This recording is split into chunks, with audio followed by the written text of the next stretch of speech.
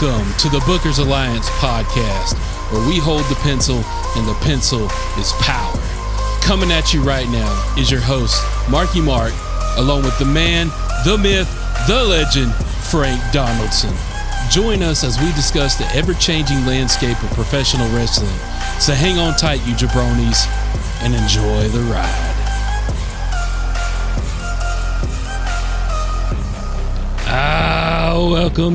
Welcome in, everybody. Thank you for joining today's episode of the Bookers Alliance podcast. Come on in, get yourself up a ringside seat, and enjoy some of our sponsor that we got in the studio this week. Frank? All right, it's Friday morning. Y'all know what that means. Here we are on your radio, the Bookers Alliance podcast. Oh, this isn't a shill for. We're not shilling for ourselves. We're not our own sponsor. Hell, you guys know who you're listening to. You pick this. You signed on. You see us on your screen. Hell, imagine if this really was Friday morning and we done start the day off by drinking some whiskey. Oh, hell. It could be this week. I've been off since Wednesday, so hell, there ain't no work for me this week. So it's Juneteenth week, so I'm taking the whole week off. So, all right. All right, so the sponsor this week, we got Knob Creek, 7-year Kentucky Straight Rye Whiskey. Kentucky Straight. Hey. That's how they make them in Kentucky, straight. All right, so we're going to give a little pour up here. All right, we got to pour them out. Got to pour out a little liquor for the homies. Yeah, we got two we need to pour out for. One is Drew McIntyre. Drew McIntyre, he quit. Yeah, he quit. So damn, so he don't wrestle no more? Is that? Career is done. Huh. Career is done. If you quit the WWE, where else you going? I mean, hey, you can go down to Tony Land. I mean, you can go down there with Tony the Tiger. Nope. No. So you're telling me he wouldn't be the biggest star they ever could see if he wasn't down there? The biggest star they ever could see walked out on him. Yeah, that happened. So, maybe that's why Drew should go there, because Punk definitely ain't going back there. So, I mean, Drew could finally be rid of the whole CM Punk thing if he moved his ass over to AEW. Yeah, because Punk definitely ain't going back there. So, yeah, I guess. But yeah, got to pour one out to Drew's career. Drew called it quits. He's done. Although what I find interesting, he was in Scotland, like where his hometown is. Mm-hmm. He flew all the way back to the States, to Corpus Christi. To quit. To just say, I quit. Then fly his ass all the way back to wherever he stays at now. Damn, it seems like he wasted some travel expense on that, but all right. But we also got to pull one out here for our boy Dirty Dom. Oh yeah, that marriage is deceased. That marriage is fried. It's cooked, fried, baked. If she saw any of that sitting at home, she was on the phone going, "It's over. Get your shit. Your shit'll be on the phone." She ain't got no purple cow vest. I mean, ain't no purple cow vest at home. That purple cow vest wearing on that pretty blonde girl. And right she done there. told that man she'll help him, and she started the zipper, and all I saw was Dom's marriage just wilted. Hell, it was dropping with the zipper. The lower the zipper went, the lower that damn boom came on her side of them papers. Because I'm sure she was filling them jokers out like, "Yep, you gots to go." Let's get the pour in here. All right. We got to pour. We got two glasses. As one Pac for Drew. Would say you pour out a little liquor. One for Drew. One for Dom. There you go. Tell me when. That's a good. All right. He said when. Y'all. He tapped out. All right. I had the rocks. And I'm on vacation this week. So we take it all the way. Oops. So to Drew and to Dom's marriage. All right. Peace, y'all. Neither one of y'all got much longer to go. Ooh, that was spicy. Yep. That's a spicy rye. It was definitely rye. But flavorful. Yeah. No kickback. As I get older, I appreciate the no kickback a lot more than some of that old rot gut you used to drink back in the day. You get it down there, and then halfway through your throat, your face starts scrunching up. It looks like your body starts rejecting it. Yeah. You start twitching it. Hell, everything going bad. Food that you ate last week starts regurgitating itself back up, and you're like, what the hell? All right, you go out and clean your engine with it. We kid a little bit about Drew. We know that it's storyline at this point. We kid not about Dom. We not kidding so about that. So it's supposed to be storyline, but this storyline ain't go in well. There ain't no good coming out of this. Tell me one man in that situation, wrestler, non-wrestler, storyline, not storyline, that's going to survive all of that. professional my ass. Like, hell, that good. Remember what happened when Will Smith made those movies with Margot Robbie, and then all the rumors that came out of that? Same thing, right? Same thing. Like, you be looking at it like, hey, I got all the good over here. What was the word Jada used? Entanglement? Entanglement, yeah. This ain't going to be hard to untangle. This will be untangled real quick. Like I said, I don't see nothing good coming out of this for the real life Dominic, what is it, Ruiz or whatever? I can't remember Ray's last name. But character-wise, yeah, he might survive it character-wise. In the real world, no, hell no. Nah. So with Drew quitting, we know that he's signed a big old contract extension. But the way that he gets in the ring, says what he has to say, walks to the back, Adam Pearce is trying to stop him and all of that good jazz. But then even Triple H gets in the mix, trying to get him to calm down, trying to cool his head off a little bit.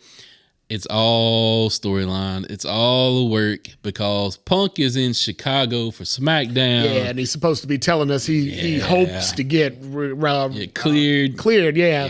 Although after he said, "Yeah, I'm going there to get cleared," and then he was like, "Ooh, I hope," as he caught himself on the post show of what was that?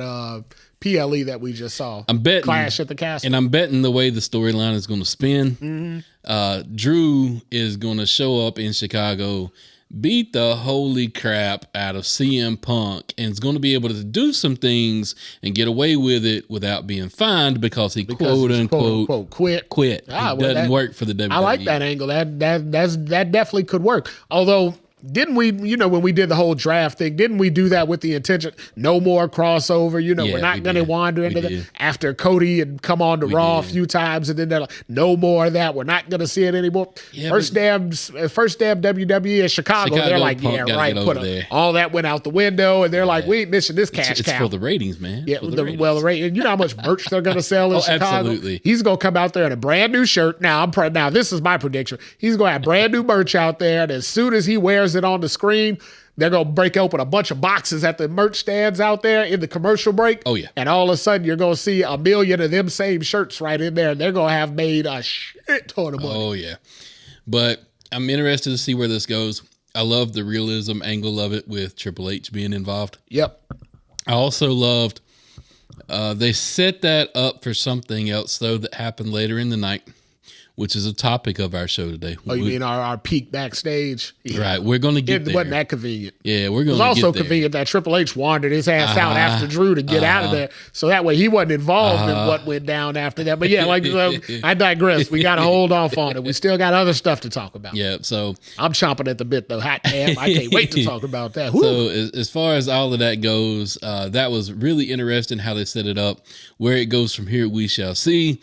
But if it is true, Drew, Godspeed, sir. Yeah, I mean, hey, we poured out a little one for you, so ain't nothing wrong with that. But you signed your contract. They got to pay you. I mean, if they're going to pay you to sit at home, that's a whole nother NWO angle. That's good. That's going to be on the What Killed WWE in 2038 when they come out with that. That'll be the first episode of that, was them paying Drew to sit at home. And Dom, our sponsor, is to you, sir.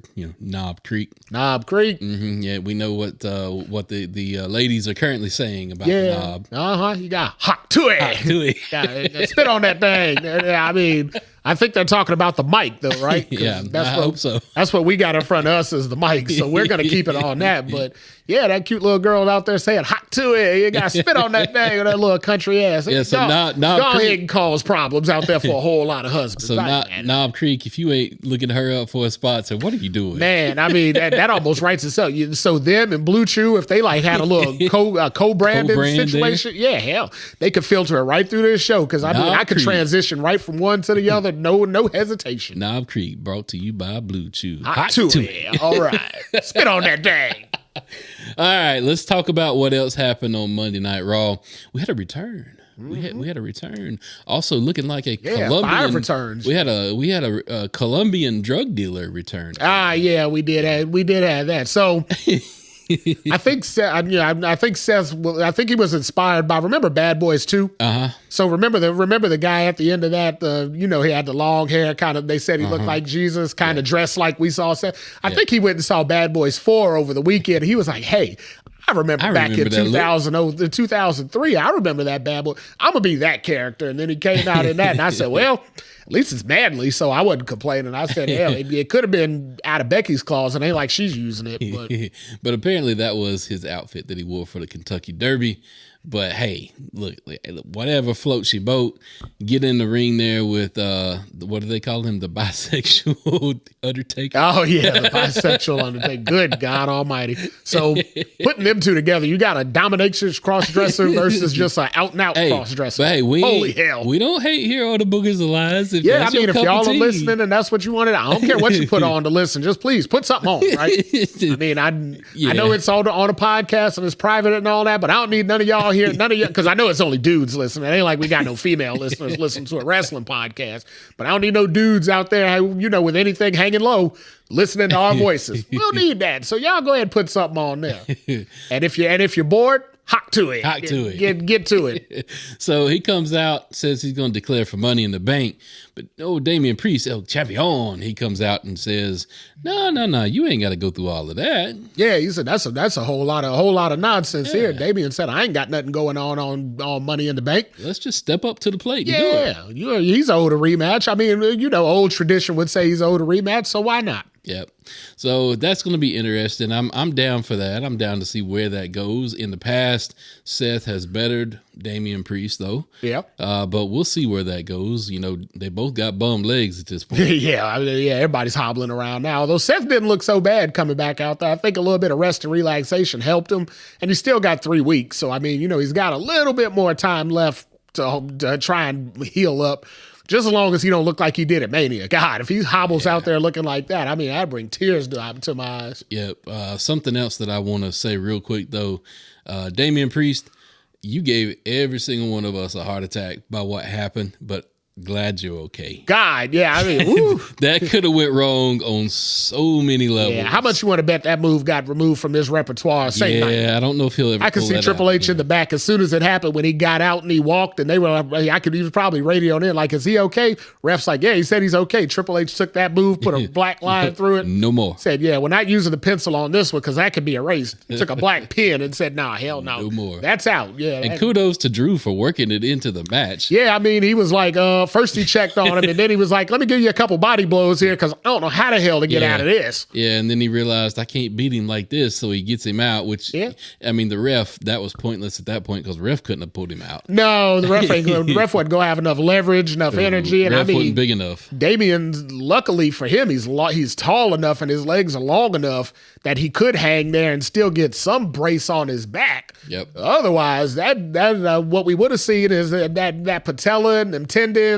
start tearing apart, and then we would have seen Damian grow a couple inches. And them ain't rubber bands, folks. Them are not rubber bands. No, those are tendons. Those are your ACL. No, your I'm PCL. talking about the, the steel ropes, cables. Yeah, but no, I mean, because what it looked like, his PCL, his ACL, MCL, all that shit looked like rubber bands up there. Yeah, because it looked like it was hanging on by a thread for a little bit.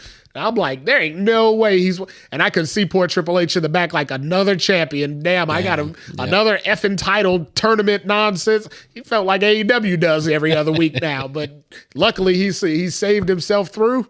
Hopefully in 2 weeks, everybody will be healed up enough to put on a decent match. I also want to talk about something else real quick. Braun Breaker. Man. Good God. Is he leaving an Impact or not? Impact's not even the word. Good Lord. It's more like just shock and awe. Yeah. Good God. But his stuff looks good. The spear he laid down to Ludwig Kaiser, that's one of the best spears I think I've ever seen delivered. Yeah. Kudos to the production team for the camera angle that they did, the above the ring. Yeah, to be able to see both guys split apart. Yeah, and Braun kind of sneak up behind him and then take off running. And I mean, and what does Pat always say? His track down speed. Man, his track. I want to see old footage of him in college. Yeah, seriously. He playing football. I don't know why he didn't go pro, but it seems like he had some talent and some ability. But good Lord. The spear he laid on, I mean, he was laying a hurting on a lot of guys out there, right? Yep. Nobody walked away from that feeling better about anything at that point. Everybody left out of there with some bumps and some bruises. But Jesus, what he did when he hit Kaiser from across that ring, the way they came around and spread, and I mean, the speed he was running at, Ain't no way he just walked away from that like, oh, okay, they got in the back and had a drink. No, hell no. They got in the back, got an ice tub. Not to mention the Steiner line from the apron to Sheamus on the announce table. Crazy the fact that he had the agility to make that jump. Yeah. And as smooth as he made that jump. You only ever see other guys jumping from the top rope to get to the tables. Right. You never see anybody jumping from the apron. From the apron. I mean, hell, at this point, he could have jumped from the floor. That was at least a 4-foot jump. Easily. Easily. And I mean, he just flattened out and just hit it. And I'm like, because when I saw it, I'm like, wait, he's not, what? Yeah. It's like he was flying for a second, but the upside for that dude is unlimited. Now, I know Ilya Dragunov's got the coast to coast, the old Rob Van Dam corner to corner move in his repertoire. Braun actually needs that in his repertoire. Yeah, he can make that and legit make it. So I'm afraid he would jump from rope to rope and then try and do something. Yeah, he could do it like he could jump from one rope, go all the way over to the other, then springboard on his thighs and backflip over. Well, that ain't Commander now. Hold on. At this point now, he needs to go to AEW because he could do some crazy jumping and all. Although let's be honest, he'd hurt everybody over there in the first week. He would. And them guys would be like, hey, this stuff's supposed to be fake, buddy. What the hell? Damn Steiner Lions can't hit like that, but he's doing some hitting. So pairing him with Sheamus was a great match because, again, neither one of those guys walked away scot-free. I'm sure everybody felt sore at the end of that match. Got one other person we want to talk about before we get into our main topic. Dom. Dom. Yeah, Dom, but we've already talked about Dom. We'll talk about Chad Gable. Who? Chad Gable. He's dead. He is dead. He's sick. He's at least at this point. The Undertaker's carried him off to finish up. We didn't pour one out for him because we've yet to go to his funeral. But yeah, I don't know. I think Undertaker said on his podcast on Tuesday morning, he said he was taking what was he digging holes and taking souls. Yeah, whatever he was doing. He did a lot of that on Chad Gable that day because my God, I've never seen in wrestling. So remember when Brian Pillman and he did the whole gun angle with Stone Cold, and then a couple months after that, Stone Cold held the gun up to Vince's head and it just shot out with the bang on it. Yep. Well, it looked like they finally paid those two angles off on Chad Gable because he literally looks like he's been shot in the head. So with Chad lost the match against Sammy. Chad lost the match. He lost his partners. He lost the partners. Alpha Academy because they walked right out on him. Otis finally snapped and turned. Although Otis needs to put a hurting on him now. A little push ain't gonna go that far. I mean, I need to see. I don't think it's over yet. No, there's definitely still some far more to payoff after that. Yeah, there's still some more to that. And then Chad wound up getting killed in our main topic that we want to talk about. Our topic title is Monday Night Nightmare. Yeah, because that's what it gave me. Like I said, I think I told you I was kind of sleepy on Monday night, around 10:45. Yep. I might have been doing a little bit of dozing here and there, and then all of a sudden when I woke up, I'm like, damn, is this like a horror dream or what am I having? Or is it a fever dream at this point? I didn't know what I was having at that point. So all of the QR codes, all of the mysterious messages, all of the interesting tweets and takeovers of the WWE Twitch channel, all of that ultimately led to the arrival of the Wyatt Sicks. Mm-hmm. All the rumors came true, too. All the rumors came true. All the scuttlebutt that we've been listening to for the last, 3 months, ever since the biography came out. We've been hearing so much about, they're signing this guy and they brought that guy back and they're going to do it. And I mean, it's coming. And it's like, all right, what does all this mean? Yep. Where are we going? Well, we finally started to see the formation of where we're going on Monday night. And my God. So we get the power going out. Jey Uso says, I'm out. He splits. Oh, yeah. Jey knew it was time to get the hell out of Dodge. He's seen that. He's seen that lights go out before. Yep. And then the door appears. Yep. And we know what that means. You hear the beginning piano chords of Bray's music. And we all know Bray is gone. But at the same time, he lived on into what we got Monday night. Yeah.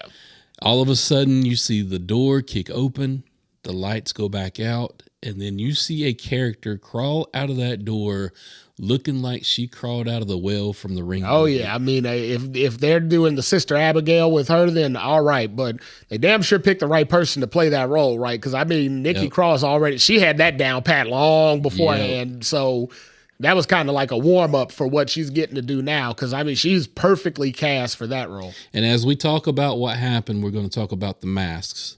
The mask that she was wearing was one of the creepiest masks that I've seen so far. And this is coming from a 43-year-old dude. Like, that was creepy as shit. Yeah, I mean, it was detailed. It was dark. Yeah. And I mean, she was already in the version of that character before. It didn't like she hadn't been a little crazy for a while now, but it's like she got pulled over the edge, and I think they picked the right characters, and I think they picked them for a reason. Yep. All the characters that they picked, and I mean, we'll get into them, of course, but everybody they picked, if you look back through their past of WWE, they all had that, they kind of had a screw loose here. Everything wasn't all together, all put together right and well up there, for every character. So now all of a sudden, one thing came along and just pushed them all over the edge and got them where we're at now. And man, potential is unlimited. Yep. And so she points to the back, and we're thinking that, okay, who else is going to come out this door? Yeah, we got to see the reveal. It wasn't the door, though. No, we wandered off back into the back again, where we had already been not too long ago with Drew. And it was almost like an old Halloween haunted trail. Almost. And if you've never been through one of those, it's just where you walk and you're getting ready to turn the corner and the next jump scare happens. And so we turned the corner and we saw the next jump scare of Ramblin' Rabbit, which we know is Eric Rowan, who is a massive mountain of a human being, first off. But then he's also carrying the hammer. Instead of the sign saying help, he's carrying the bludgeon hammer from the Bludgeon Brothers, which is an homage to Luke Harper. Yep, and he stood there amongst a cascade of bodies all spread all over the place who were comfortably laying on each other as though they were down there taking a little nap. And I'm like, well, y'all might have screwed up, but that's why they had the smoke so heavy. Because they're like, we don't need to see y'all comfortably laying on each other down here looking like the Velveteen Dream and all that. So we got to phase this out. So they just thickened up the smoke. So his mask was definitely creepy unto his own. And then the camera followed further. And then we got into the gorilla position where everybody was just laid to waste, where you saw Mercy the Buzzard. Well, not everybody, because, the boss wasn't back there. Where was he at? And where were some of the other folks? Where were Adam Pearce? Throughout the night. Yeah, where were all those guys at? But as we talked about earlier, when Drew ran off, remember, those guys had to tail off after Drew. So they had a good reason to be out of the building and away from the scene. And, they left everybody else in charge. And, well, those guys just couldn't they couldn't hold up. Now, had the Game been back there, Triple H, the Game, the Cerebral Assassin, the King of Kings, the walking defibrillator. Yeah, had he been back there, now he would have brought a stop to all that. He would have said, "No, I'm a fight you guys." The music would have came on. Time to play the game. He would have hulked up, and the leather jacket would have came off, but he wasn't there. So that means he left his staff to fend for themselves, and they did not. Yeah. So Mercy the Buzzard, the mask on Mercy the Buzzard, very, very cool, very, very creepy. Of course, that is being played by Dexter Lumis. So you leave that scene. It's a bloody mess. You got blood all over the walls. Go back further past Gorilla, and all of a sudden you see a man in a gas mask with pig ears and playing Huskus. But this is being played by Joe Gacy. And again, they found the right character to play that. Damn, I mean, good Lord. If you notice, all of these characters have been off TV for a long time. Obviously, Eric Rowan wasn't even with the company. They had to go get him back. But Gacy, Loomis, Nikki Cross, they've been off TV for like a year. Yep. So they've been working on this long before, Bray Wyatt got sick. I feel like they've been working on this since what his anticipated return was going to be, that they had these characters in motion and they were ready to do it with these particular characters. Yep.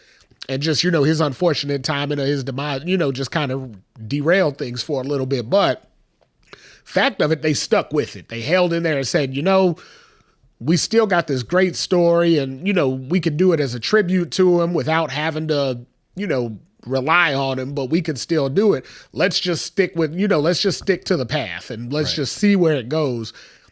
And I think that's great for what he dreamed and for how he appreciated the business and how creative he was and how much into his creative he was. I feel like it's great that they're still going to go ahead with it, because I feel like if it had went another way, he would have also said, the show must go on. So right. And I think with Joe Gacy playing that character, Gacy's a little bit of a lunatic. Yeah. Gacy is. That was always his NXT character. That was his NXT character. So it's going to be very cool to see him get involved in this. Yep. But after we saw Gacy, we saw Chad. Yep. Dead. Shot in the head. Uh-huh. Who shot Chad? Yeah, I mean, instead of who shot JR. Yeah, instead of who shot JR, who shot the same person that blew up Vince's limo, I think, is who killed Chad. So whew. But so we saw Chad laid out. Don't know who shot him, but after Chad, we pan over and we see the mastermind. We see Mr. Uncle Howdy. Mm-hmm. Of course, Bo Dallas. Yep. Of course, Taylor Wyatt. Yep. So this version of Uncle Howdy. Taylor Rotunda, but I mean, okay. Yeah. You can't make them Wyatts just because. True. So this version of Uncle Howdy should have been the version we got the first go round. Yeah. This version of Uncle Howdy, different mask, yeah, different hair, top hat different. Yep. No more of the Colonel Sanders, Uncle Howdy. Unfortunately for him, though, when Bray was around, he was always going to be second fiddle. He was always just going to be an accent character.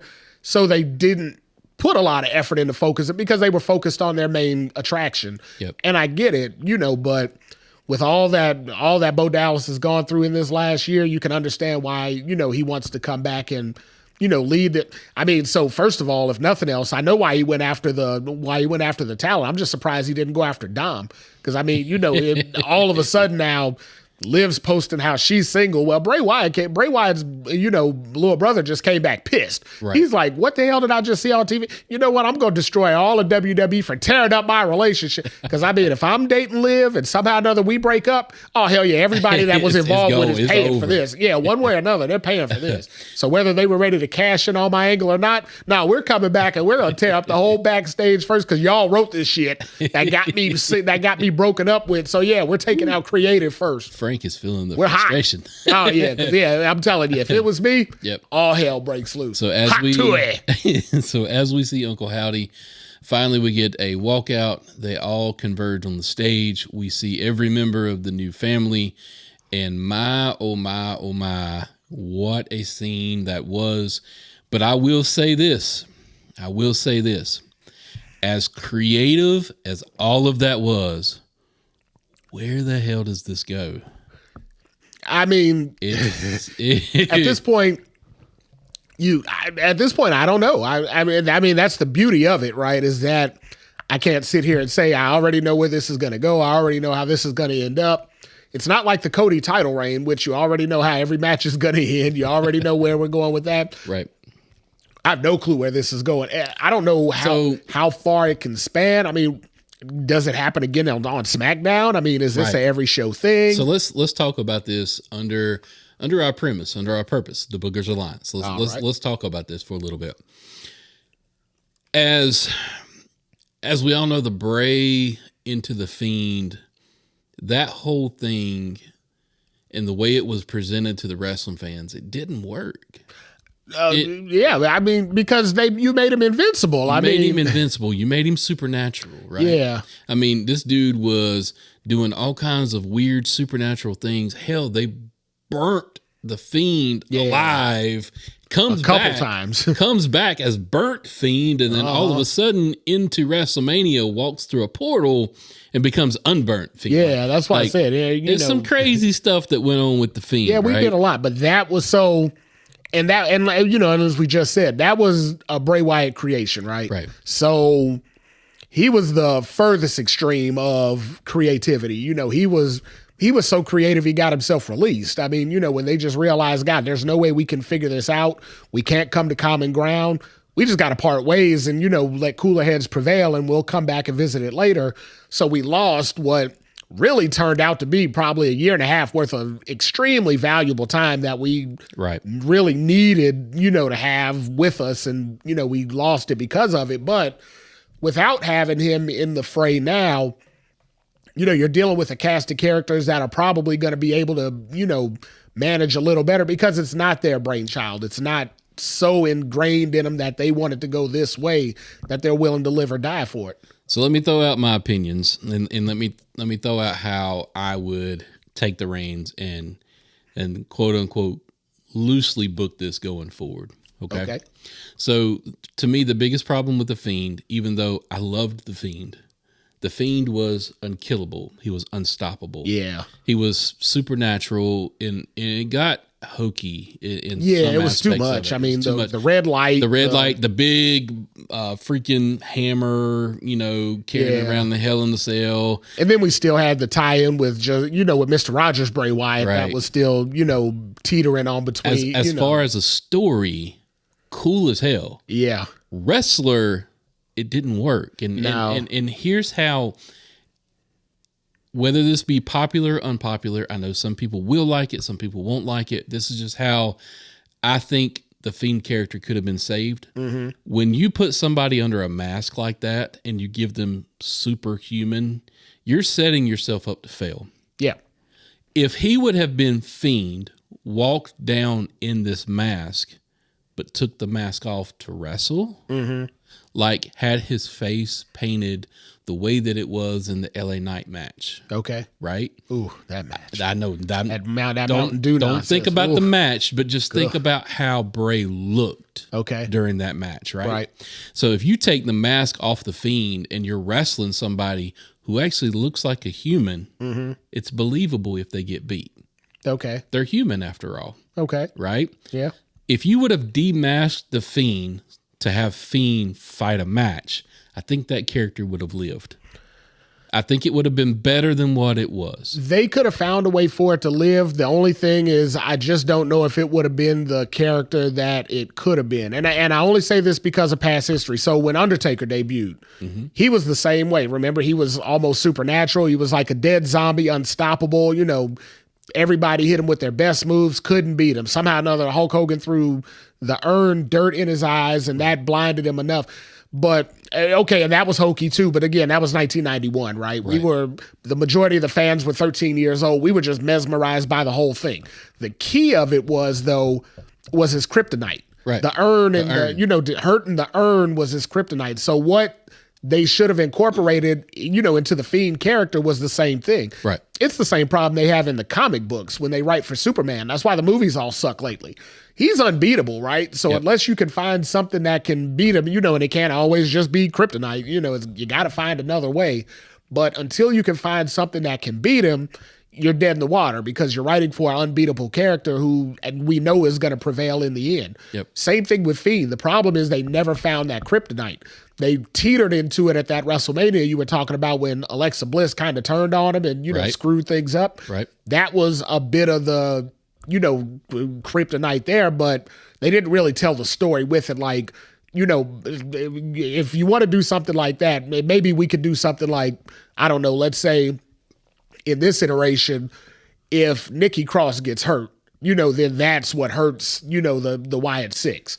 Or, like with Alexa, had they done that, if Randy Orton had an RKO'd Alexa and then Fiend felt the pain, like let's say Alexa no-sells it, right? Right. She just lays there and nothing, but then Fiend's hurt and Fiend's holding his head. If he was feeling the pain, now granted, you don't want to do a whole bunch of man-on-woman violence, so I get why they couldn't do it. But there's got to be, I'm just throwing something, just spitballing out. I'm just hot to it right now and spitballing out in the moment. But in reality, you got to find a way to get to the character without getting to the character.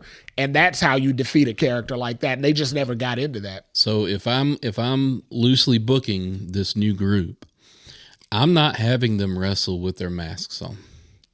I'm having them let them be this character until they get into the match. Once they get into the match, have you ever seen the movie The Devil's Rejects? No. Okay. Have you ever seen what's the movie where there's one day a year where there's no laws and everybody can run around? Purge. Yeah. How they wear a mask, right? Yeah. To be their true self, right? I thought they were trying to be like the Klan where sorry. Sorry, on Juneteenth. I probably don't need to be bringing up the Klan. Just behind the scenes, today is Wednesday. It is June 19th. It is Juneteenth. I probably don't need to be bringing up the Klan right now. But we're exposing all lies out here today, damn it. So for me, where I would do this, and another piece of this, have you ever heard of the band Slipknot? I mean, I've heard of them. I don't know any of them. So with Slipknot, the way that they have their characters in the band, they all have a certain mask, right? Okay. So their mask that they wear while they perform, it's almost like each one of them has a certain pain. Okay. And their pain, they're wearing it behind their mask, right? Their mask is representing their pain and how it makes them feel, the lyrics of the song, yada, yada, right? Uh-huh. I'm correlating what's happening with this new Wyatt Sicks. Their masks are the pain. It's part of what's wrong, what was done to them by society. Okay. I'm also looking at it like once they take their masks off, these are some sick. There's some sick freaks. True. And I think what you can do with them is once you take their mask off, it becomes these very psychotic, very demented people. Now, I see where you're going with that. Let me retort before we go too much farther, because I want to expand on that. Right. For me, I don't know if that works, only because if you take their mask off, then they're Eric Rowan, Nikki Cross, Joe Gacy, and Dexter Loomis. They've all had, and I mean, they talked about this on Busted Open. They went, point counterpoint with it. And I kind of leaned into the point of they all had careers before. Unless you tell a really good damn story of why they got turned over. We talked about it. We even mentioned it a little bit earlier about, all these characters were already on the edge of crazy. And something had to come along the lines to push them over the edge. The fact of it, though, you got to make sure you tell everybody's individual story. Right. Yeah, so you got to tell everybody. You can't AEW this and just expect us to accept it, because we're not. But think about it this way for a minute. Think about the masks themselves, how elaborate they were. Take Nikki out of the picture. Think about the mask, and Joe Gacy, take him out of the picture. So half, okay. Think about the mask that Eric Rowan was wearing. Yeah. Dexter Loomis. Bo Dallas. Think about those masks that they were wearing. Okay. You going to fight in a match under those masks? No, so there's no way. Yeah, they're definitely not going to fight like that. There's no way. But I mean, so you got to alter it or twist it a different way. Could they have a different mask, a more slimline mask? So sure. Uncle Howdy wrestled. I mean, he didn't wrestle, but he did whatever he did in the mask that he had before. So maybe he ain't going to be a wrestler. Maybe he's only going to be the face of the group, where he never has to take that off. So that works. Eric Rowan doesn't need a mask because he was always Wyatt. He was Wyatt family. He's an OG. He's the only OG left, as a matter of fact. So it would actually be more beneficial not to put him in a mask. Yeah. It would be the same way as he used to come out in the sheep's mask. Now he comes out in the rabbit mask. Mm-hmm. It works for him. Gacy, you got to keep a mask on him though, because I mean, again, unless you're going to go so deep into the storytelling, but I'm talking bloodline deep. You got to go so deep in the story. As a booker, that's where I'm willing to take. I'm willing to go on that ride with you, but is WWE willing to invest that much in it? Because I think so, and here's why I think so. Look at how long they let this quote unquote drag on just by the QR codes and stuff. Yep. That was way longer than the Bray Wyatt QR code campaign, right?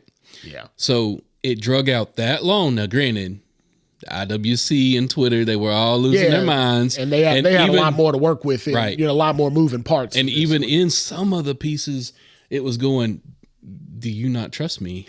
Yeah. Are you not willing to wait? Yeah. So I think WWE felt some of that, but I think WWE is also trying to get the fans to realize we're not going to give you everything that you want with this right off the bat. Yeah, well, which is great. I mean, which is fantastic. Yeah, all this, Amazon technology and all that, where you got to have everything within 24 hours or you hate it. Yep. I mean, that's got to go, right? So that ain't a Triple H, mechanism for storytelling. So if that's the kind of fan you are, you better switch on over to TNT, because you're not going to get that with Triple H style of booking. You are in for a long ride with this. You got to get invested. I mean, you got to, you can watch your match if you want to see Damian Priest wrestle for the title, you're going to get that every 3 weeks, right? So yeah, you can settle in for that. But if you're interested in this type of stuff, like you were interested in the bloodline type of stuff, you got to have patience. You got to let it draw out. You got to let every piece play its part before you understand the reason. And I also think that there's other pieces of this to play that we've yet to see how it's all going to attach to what happened Monday night, what could potentially happen on Friday night. I told you what happened can on happen Monday on night. Tuesday. Bo Dallas is single now. He's pissed. I ain't mad at him. I'm pissed too. He should have did what he should have did at the end of it was he should have lit that damn purple cow vest on fire and just let it burn right in the middle of the ring. That would have been great. So with all of this that they're doing, purple cow vest. What the hell is that nonsense? It looked good though. I mean, you got to admit that when that zipper was going down, I was like, damn, that purple cow vest looks Blue Chew, good. our national sponsor. Yeah, I mean, my bad. I was wandering off in my mind there, and all of a sudden, I didn't need Blue Chew for a second. So if I'm loosely booking, that's how I want to book this. I want to book this. This is going to be a long-term storytelling angle. It's going to be multi-WWE angle, going to impact multi-wrestlers and multi-stories within the WWE. What if this works its way over into TNA? What if it does? I mean, at this point, anything's wide open. What if it wanders over to, because TNA's got, they got some crazy people over there. Eric Young's over there. So, you know what I mean? They could tie this in. There's a lot of different ways it could tie in that would be real interesting, but I digress. I say we let the story play itself out. Let it play out. Instead of, because we could fantasy this till the end of time. But I do hope. Speaking of fantasy, boy, Liz, man, oh my God, that's Knob Creek. Yeah, there you go. Hot to it. So how spit on that thing, Liv? how all of this plays out, we don't know. I'm here for it. However long it takes to play out, it's so different. It's so unique. But here's what's most important to me. Even though I always say I don't want this to become a tribute act, there is a legacy that they have to live up to when it comes to this. And I don't want to see them F around and make a mockery of it. Yeah.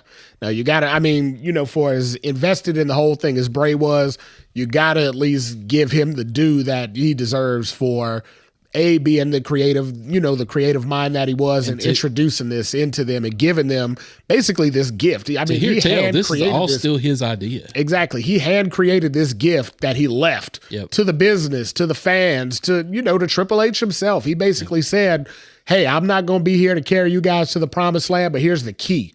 All you got to do is open the door and let me in. And if they do that correctly, then we'll all be bought in. And you'll see fireflies swarming across every ringside for the next 10 years. There's so many Easter eggs too. If you pay attention to what's going on, go back and look at the gloves that Howdy is wearing. There's a glove that says Bray. So, there's so many Easter eggs that is happening. All I'm asking for the fans, don't rush this. You got to let it cook. Time. You got to let this cook. And this ain't hot dogs, right? This is brisket. You got to let this simmer. You got to slow. 19-hour cook. Right. Slow and low, right? You got to turn the heat on as low as you can get it and let this joker cook until it becomes as soft and as tender as can be. This ain't bologna. This ain't fried bologna. We ain't going to throw this on there and have the heat turned up to hot as hell and just scar both sides of it and then throw it on some bread. No, you want this served up right nice. And the only way to do that, again, is slow and low. Let this cook. So that's kind of what our thoughts for how the Wyatt Sicks was presented to us. What do you think, fans? What do you think is going on? What do you think their angles that they will kind of put into this story? Where do you think it's going to go? All I'm asking is just let it be. Let it just slowly trickle out, and we'll never know what's going to become. All I'm asking, enjoy it. Yes, enjoy it, because stuff like this in 2 years ago environment would never have happened. No, not like this. This is something new. This is something different. And it all could be an experiment. And if it blows up, it blows up. Hey, a lot of things blow up. If everything that they wrote and everything they created was a hit, we'd all stop watching wrestling at least 2 decades ago, because, you can't get any better than 100%. There's going to be some fails. And this has potential to go either way. Fact of the matter is, though, everybody's talking about it right now. Everybody's interested in it right now, and we dedicated damn near a whole show to it. Yep. So they're doing good for right now. Yep. All right, everybody. Thank you for listening to today's episode. We appreciate what you guys do for us every week. And with that, we bid you adieu. Hot to it. Today's podcast was produced by SBP. You can find our podcast on all major podcast platforms. Also, connect with us on our social media accounts. Search for The Bookers Alliance on Facebook, Instagram, YouTube, and X.